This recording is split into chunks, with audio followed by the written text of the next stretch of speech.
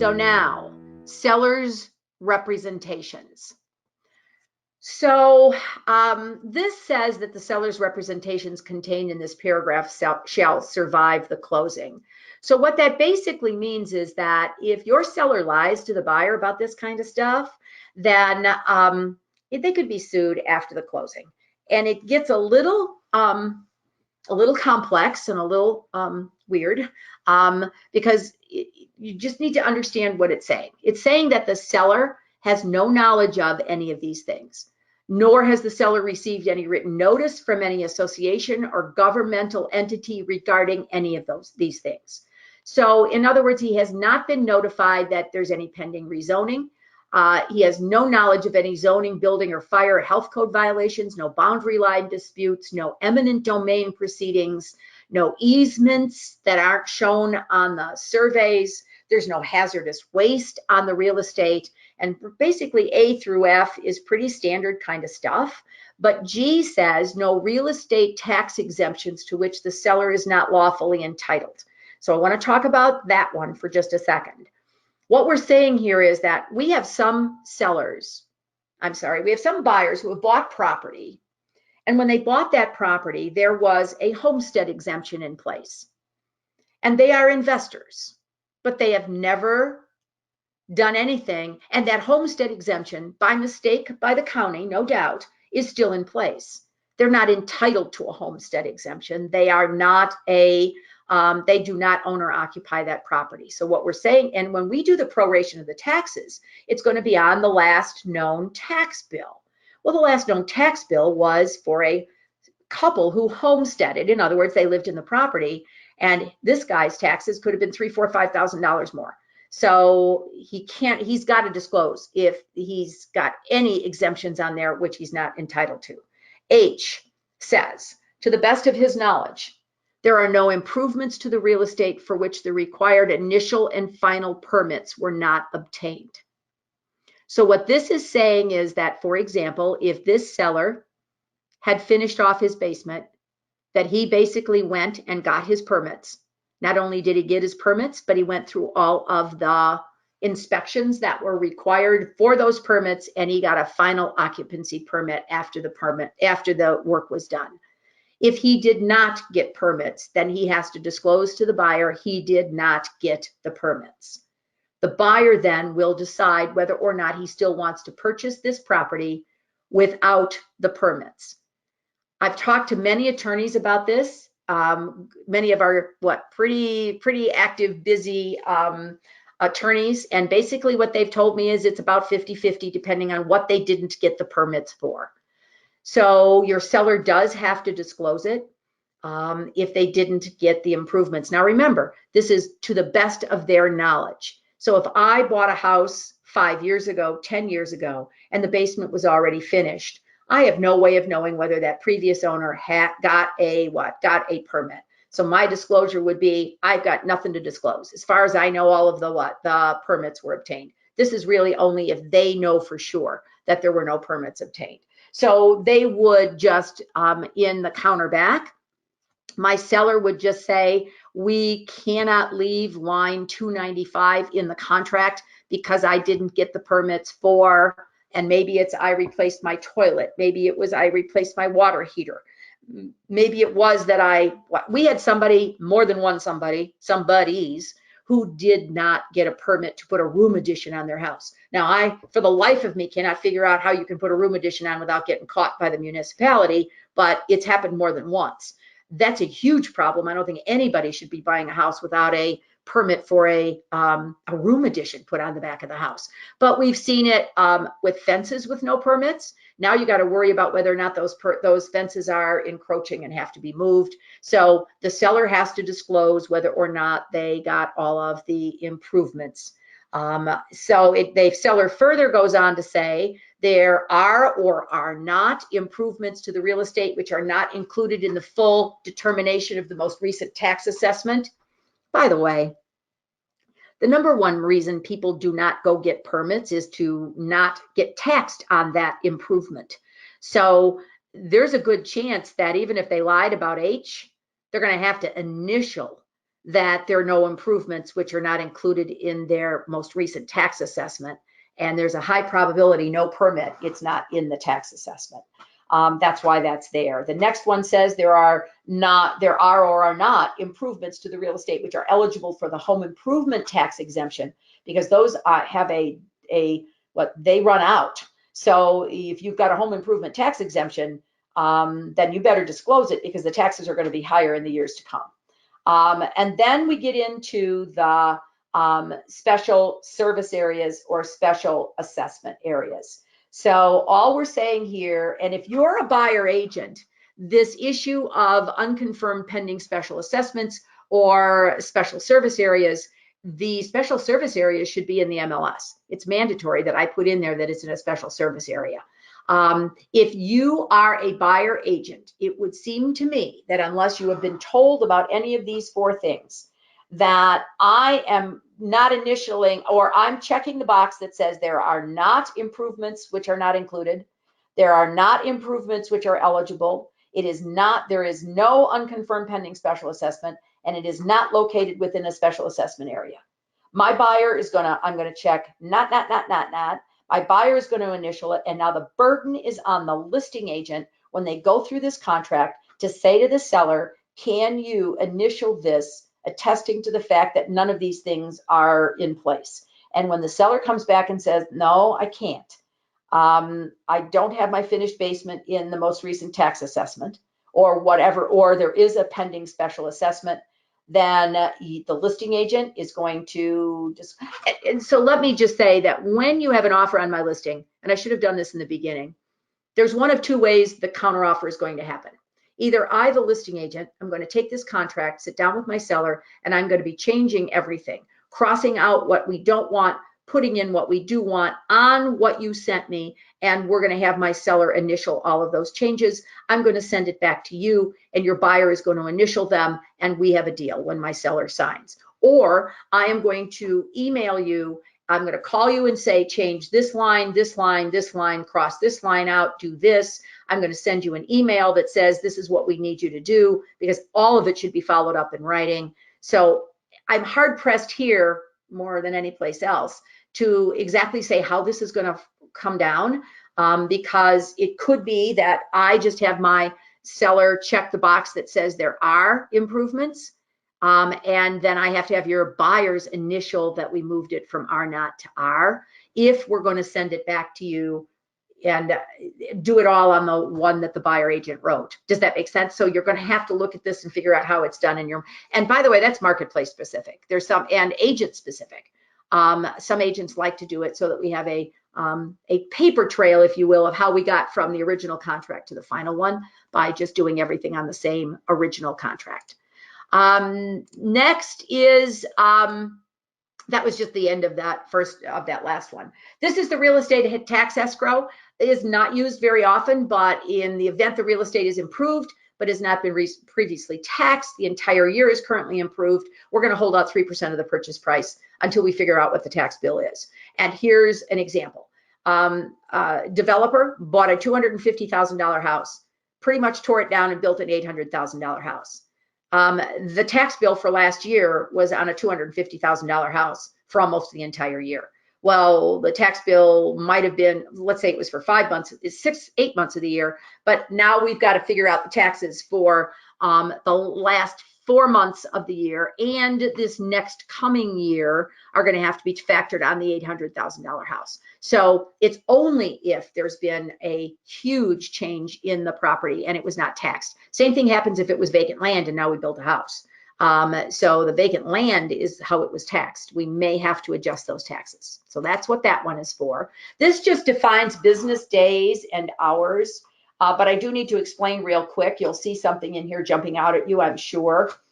Business hours are defined as 8 a.m. to 6 p.m. Chicago time.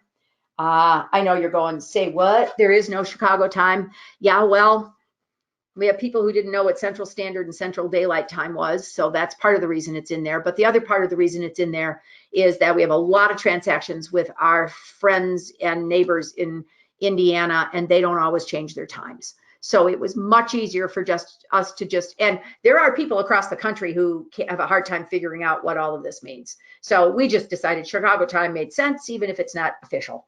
And then it says, in the event the closing or loan contingency date in this contract does not fall on a business day, we automatically make it the next business day, so we don't have to be making counter offers. So if I put the wrong closing date in there, I put a closing date in there that turns out to be a Sunday because I didn't look at a calendar when I wrote it up, or the loan contingency date calls for 45 business days. Now, I know 45 business days should not make that thing fall on a what, on a weekend, but it could fall on a what, a holiday or whatever. So that's a federal holiday. So that's why we put it in there, just to be able to put that into the next business day if necessary, without making an official change to the contract. This simply says that electronic or digital signatures are legal and binding for the negotiations of this contract. So if you are using .loop, or you're using DocuSign, or you have a PDF and they are signing the contract with an official signature in a PDF, all of that is absolutely fine in the negotiating of contracts. Now, talk to your managing brokers about that. We want to make sure that we're not telling your managing broker could say, we want we want what they call it, wet signatures on things, but for the most part, everything is fine with the electronic or digital signatures. This is the direction to escrowee, and in every instance where we mention the contract could be null and void, and it comes up about 8 or 9 different places in the contract, or where the contract can be terminated, it is automatically incorporated the phrase, "and earnest money refunded upon the joint written direction by the parties to the escrowee, or upon an entry of an order by a court of competent jurisdiction." Now, the reason we did this was in order to try to keep this contract from being any more than 13 pages long. We used to have this mentioned every single place where we said contract is null and void or contract is terminated. We put those 3 lines in there. We saved a lot of room by putting it all in one place. But what this is saying is that it says joint written direction by the parties. Once the deal falls apart or the transaction is gone, for whatever reason, we still, by license law in the state of Illinois, if one of us as brokerage companies is holding the earnest money, we cannot return the earnest money unless we have joint written direction of the parties or specific direction from the attorneys to return the earnest money. And in many cases, the attorneys will not give us that direction. The buyer's attorney, when he writes the letter that says the contract is null and void, my buyer couldn't get their mortgage, we request the return of the earnest money, he is requesting the return. But now we got to get the seller's attorney to sign it. And if the seller is saying, I don't want to give the money back, believe me, that attorney is probably not going to sign it either. So this is just saying we have to have joint written direction of the parties. And then it goes on, starting in line 332, to talk about something that the escrowee could do if, in fact, we're having somebody falls off the face of the earth. So I'll give you the example of why it was originally put in here. We're still using it, but there were times when we had a lot of short sales going on. A short sale happens when a buyer wants to buy a home where a seller owes more money on the house than the house is going to sell for. And in order for the buyer to be able to buy it, the lender has to approve taking less of a payoff than what they are owed. But the seller still owns the home, the bank does not own it. So we still have to have a seller there to sign all the documents and go to the closing. Well, some of these sellers that we've dealt with were not just behind with their payments to their lender, they also owed the IRS, and we think a bunch of people who might have been hired by some unsavory characters, because some of these people took off. Some of these people took off and went to live in a treehouse in Aruba or whatever, and we couldn't find them. Well, our transaction is now dead. Our transaction cannot close because we cannot find the seller. So how do we get the buyer's earnest money back to them when the seller is on the lam, as they used to say in bad black and white movies? So how do we do that? This gives the escrowee the ability to send a letter to the addresses that are on the sales contract and say, we're going to give this earnest money back in, let's say, 10 days, in 14 days, I'm sorry. And you have 10 days to tell me to not do that. And if you don't say anything to me within 10 days, I'm giving this money back to the buyer. And the license law allows for this. This allows us to be able to move that money, but it is an option on the part of the escrowee, in other words, whoever's holding the earnest money, but it is there. So it is a way, thank goodness, to get the earnest money back to the buyer if we've got a seller who has just taken off. By the way, it works the other way too. We've had times where the buyers never showed up at the closing and the buyer's taken off. They're in the wind somewhere and we needed to get that money to the seller. The same thing can happen. So it's a way to get it to the right party, to the harmed party, if you will, if somebody takes off. So this is the notice paragraph 27, and this is for everything in the contract except paragraph 30. I'll cover that in just a little while when I cover paragraph 30. But this is how we are going to serve notice. It's going to be done in writing. It's served by one party, meaning buyer or seller, they are the parties, or their attorneys, to the other party or their attorneys. And it's going to be done by personal delivery, or it can be done by mailing it to the address that's on page 13. It can be done by fax. It can be done by email. It can be done by commercial overnight delivery. Okay, so those are all the ways that notice can be served. And you and I, as realtors, do not get involved in the serving of notice, as we shouldn't, because the law is notice to an agent is considered notice to their client.